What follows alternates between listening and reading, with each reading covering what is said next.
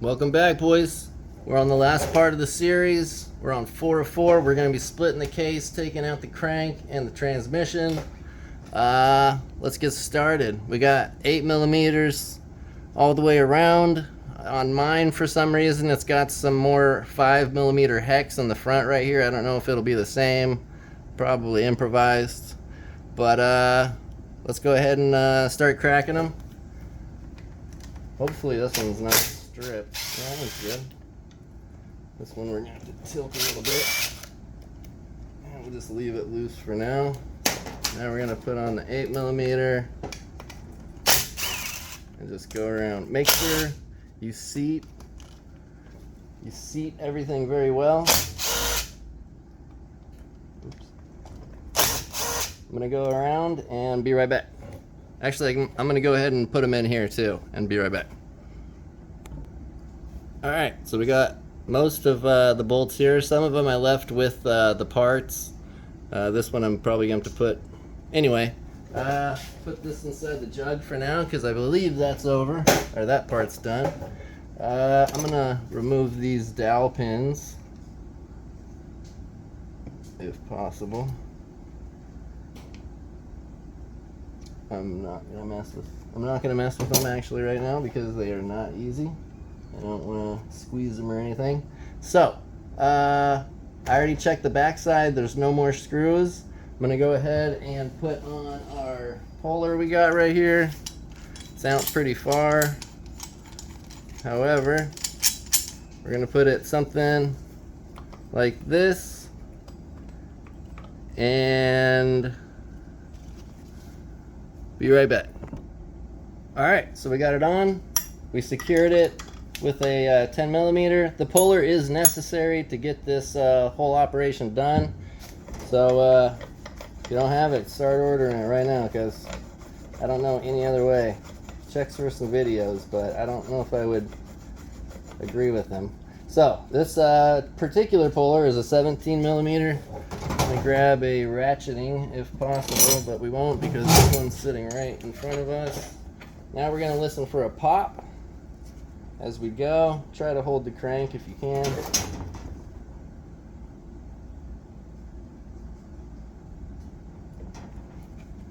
Man, that bad boy is on there. Double check for screws. All right, continue cranking. Listen for the pop. I believe this one will have a pretty good pop. Oh, it's gluey sounding, but it is coming apart nonetheless. No pop, but we'll go ahead and show. There's our splits, pretty even. Nothing to worry about from what I could tell. Probably fresh silicone on there, some RTV of some sort. Oops. Looks like it's pushing the bearing out with the crank, which is okay. You never know if it's going to keep the bearing on the case or keep it on the crank. It's just the luck of the draw. Keep going until this crank puller is free. So you could like kind of just push it with your hands. There we go. That should probably be. So we can now easily push the case, split it with our hands. We're gonna stop there, grab the 10 millimeter and back these off. Little tip, all you have to do, back them off with just the tension and then unscrew the stud. And then next time you got to pull it, like we're probably going to have to push it through on the other side, it'll be easier. Keep that in mind. Be right back.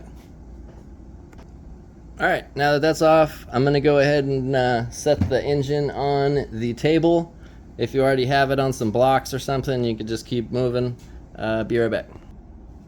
Alright, now we got it on the table, so we're basically done. We're just going to flip it like so, and we're going to apply pressure on this end, engine mount, and I don't know, somewhere on this case, and then push with your two thumbs and just try to get that released easily. The toughest part will probably be the output shaft right here. But it came through pretty smooth, and the drum just kind of came right out. It's a pretty empty case, actually. So we got on one side, there's a thrust washer moving around. Want to mark that location. There's a pipe. It's very interesting.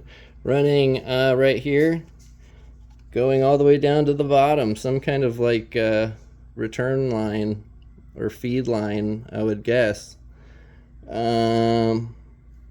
Looks like a pretty decent case though. Overall, the other side's definitely smoked, but this one looks good.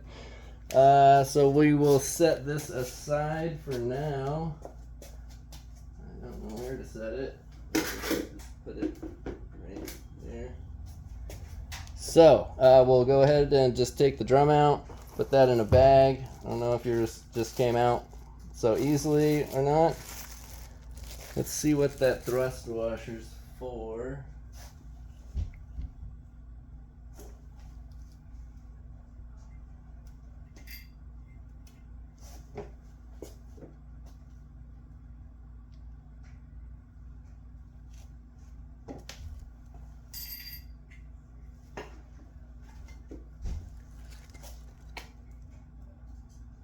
Huh. I mean, it looks like it must be this inner. Oh yeah, you can see an outline for it even. So it goes right there on the counter shaft, I believe it is. Might be wrong on that. Alright, I'm going to put this drum in there. Next, the fork, shift fork shaft is kind of already coming out.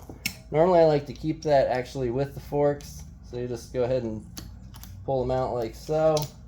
Keep them in order. You could even mark one end or something like that so you know which way they go back in, but I think it should work out only one way when you reinstall it, as long as you keep it on the post like that. So do the same thing for the next fork. Pull it up just a little bit, pull it out, bag it up. The front one, the closest to the crank is always one, and then there's always two on the rear, or most of the time two on the rear. Transmission, we're just going to go ahead and push on the case a little bit. Wow, I think the whole crank came out with it. All right, so there's our transmission. You can put a I don't see any more washers, any more thrust washers. So you got one right here, and then you got the one on this side right here. So you could put a zip tie around this, or I just put it in a bag most of the time, something like a big bag. Be right back while I do that. All right, so I mean, it looked like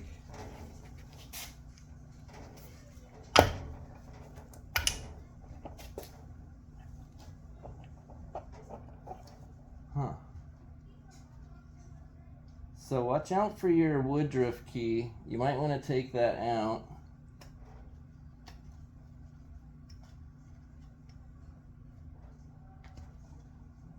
It'll come like right there. So that's our other side. Balance shaft is free. Let's grab the rubber mallet and give it a couple little. Yeah. So I don't know if you'll be that lucky. They're gonna. Well, that half's gone anyway. So try not to do that when you're taking yours apart. But in this case, it was already toast. It's got that big hole in the kickstart. So it does come through. Make sure you take the woodruff key off of that end. This is our balance shaft. And there's our crankshaft. Boom. And this one, the bearing decided to stay on this side. Like I said, it's just really a luck of the draw. You might need to press that. Sometimes you might want to put this back on the other side like so, and then press it through. Just find a good point on there. All right, so we're gonna stop there. That's it. 97 to 07 Kawasaki KLX300R. Might be similar on the 250s. Not 100% sure. Anyway, like, subscribe. Thanks again, everybody watching, and everybody that already liked and subscribed. We'll be working on another engine really quick here. Thanks for watching. Peace.